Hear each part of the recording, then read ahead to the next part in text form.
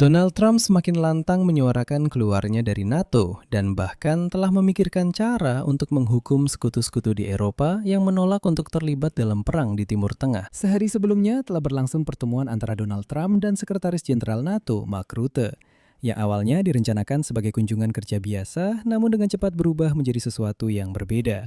Trump mulai melontarkan penghinaan dan ancaman, serta secara kasar mengungkapkan kekesalannya karena sekutu-sekutu tidak mendukung tindakan Amerika Israel terhadap Iran. Pada saat yang sama, dukungan terhadap NATO di dalam Amerika Serikat tetap tinggi dan kecil kemungkinan Trump akan diizinkan untuk menghancurkan aliansi Atlantik Utara.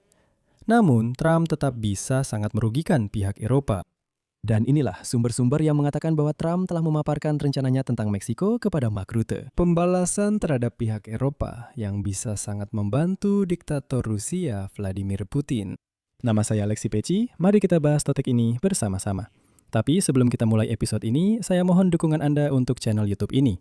Anda bisa melakukannya secara finansial melalui donasi, sponsor, atau berlangganan berbayar melalui tautan dan informasi yang ada di deskripsi video ini. Di sana terdapat semua platform yang bisa Anda gunakan untuk mendukung. Saya akan sangat berterima kasih atas dukungan apapun dari Anda. Jangan lupa juga untuk berlangganan kanal Telegram saya, Peci News. Tautannya juga ada di deskripsi video ini. Jadi, Sekjen NATO Mark Rutte kemarin terbang ke Trump di Gedung Putih untuk mencoba memperbaiki hubungan antara administrasi Trump dan orang-orang Eropa dalam kerangka NATO.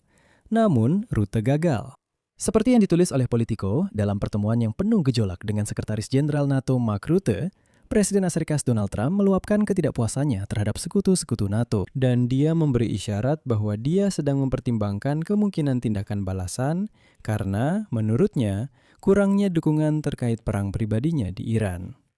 Rutte bertemu dengan Trump secara tertutup sebagai bagian dari kunjungan yang telah lama direncanakan, yang dengan sangat cepat berubah menjadi misi untuk menyelamatkan NATO. Setelah Presiden Amerika berulang kali mengancam akan keluar dari aliansi karena negara-negara seperti Spanyol dan Prancis menolak mendukung Amerika Israel, konflik dengan Teheran, di mana gencatan senjata rapuh telah dicapai selama 2 minggu. По словам европейских чиновников, Трамп Rutte bertemu dengan Trump secara tertutup. Presiden keluar dari aliansi, kekecewaan dan kemarahan atas penolakan Eropa, negara-negara. Spanyol mendukung kutipan Politico tersebut. Semuanya berjalan kacau, kata pejabat Eropa pertama. Percakapan itu penuh dengan hinaan. Trump tampaknya mengancam akan melakukan hampir apa saja. Bertemu dengan Trump, dia berharap bisa memahami bahwa dia sedang mempertimbangkan berbagai opsi balasan atau, jika Anda mau, pembalasan. 2 orang yang sama dan 1 pejabat Eropa lainnya. Dalam pertemuan tersebut, Presiden Amerika memberikan kesan kepada para hadirin bahwa dia menginginkan tindakan konkret dari para sekutu untuk membantu secepat mungkin. Selat Hormuz.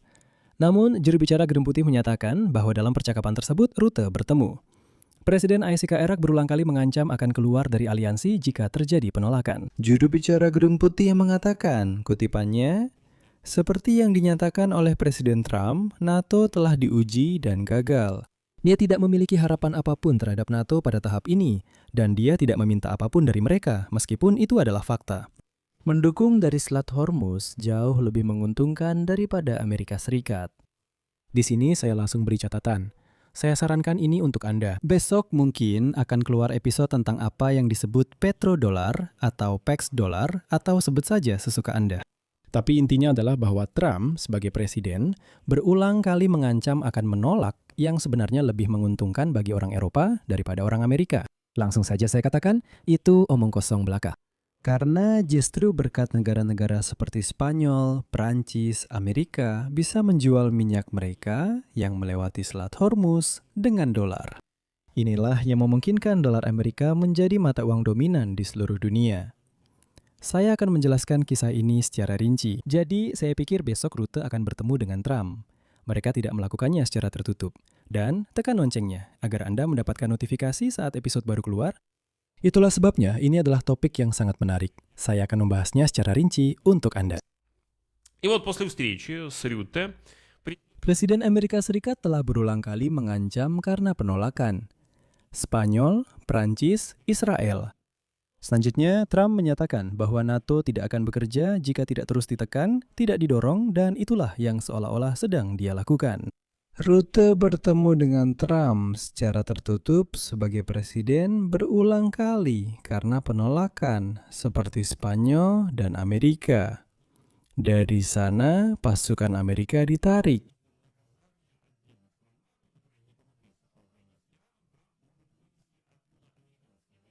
Dan perhatikan, memindahkan mereka ke negara-negara NATO lain seperti Polandia, Rumania, Lituania, dan Yunani yang justru lebih mendukung. Bertemu dengan operasi ini melawan Iran. Dan jika Anda belum langsung mengerti, saya ulangi sekali lagi, Trump menginginkan. Dengan Spanyol dan Prancis yang tertutup, Amerika, Israel.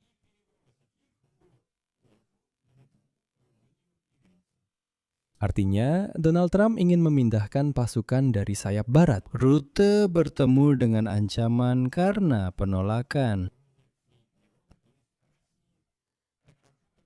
Это же, наоборот, прекрасная новость. Spanyol dan Prancis membahas dengan rute.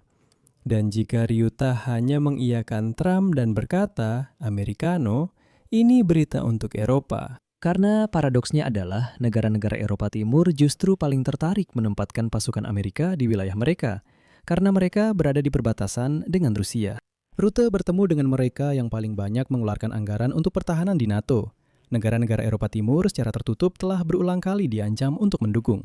Международную коалицию по контролю над Ормузским проливом, Румыния сразу же одобрила запрос США на использование. Dan pada hari Kamis, Kanselir Jerman Friedrich Помочь возобновить судоходство через Ормузский пролив, являющийся важным торговым центром, но только после полного прекращения боевых действий. И вот в четверг канцлер Германии bertemu dengan Trump. Di balik pintu tertutup dalam rangka mengancam Spanyol dan Israel. Rute bertemu dengan Trump, Spanyol, dan bertemu dengan Trump secara tertutup berulang kali seperti Spanyol dan Prancis. Amerika, Israel. наличием мандата и жизнеспособности. Kami tidak ingin perang ini, yang telah menjadi ujian ketahanan transatlantik, semakin memperburuk hubungan antara Amerika Serikat dan mitra Eropa mereka di NATO. Pada hari Rabu, Panglima Tertinggi Angkatan Darat Prancis, Jenderal Fabien Mondon, juga menyatakan bahwa Paris hanya mempertimbangkan opsi bantuan militer yang bersifat defensif. Selama seminggu terakhir, kami telah menerima perwira dari berbagai negara yang memutuskan untuk berpartisipasi dalam inisiatif ini, yang bertujuan memulihkan navigasi laut. Tahap perencanaan terus berjalan dengan tujuan bersama untuk meningkatkan keamanan navigasi laut di kawasan yang sangat strategis ini. Dan minggu lalu, saya ingatkan koalisi yang dipimpin oleh Inggris yang terdiri dari 41 negara mendukung gagasan penerapan sanksi baru dan peningkatan tekanan diplomatik terhadap Iran terkait penutupan selat penting oleh negara tersebut. Namun mereka dengan jelas menyatakan bahwa mereka tidak akan memberikan bantuan militer selama konflik masih berlangsung. Dan di akhir, saya ingin menambahkan satu hal yang sangat penting. Donald Trump secara hukum tidak bisa keluar dari NATO, karena untuk itu dibutuhkan 2/3 suara di Senat. Donald Trump juga tidak bisa secara signifikan mengurangi jumlah pasukan Amerika di Eropa. Karena pada bulan Desember 2025, Kongres mengesahkan amandemen yang melarang pengurangan jumlah pasukan Amerika di Eropa menjadi kurang dari 76.000 tentara selama lebih dari 45 hari, dan Donald Trump menandatangani undang-undang tersebut.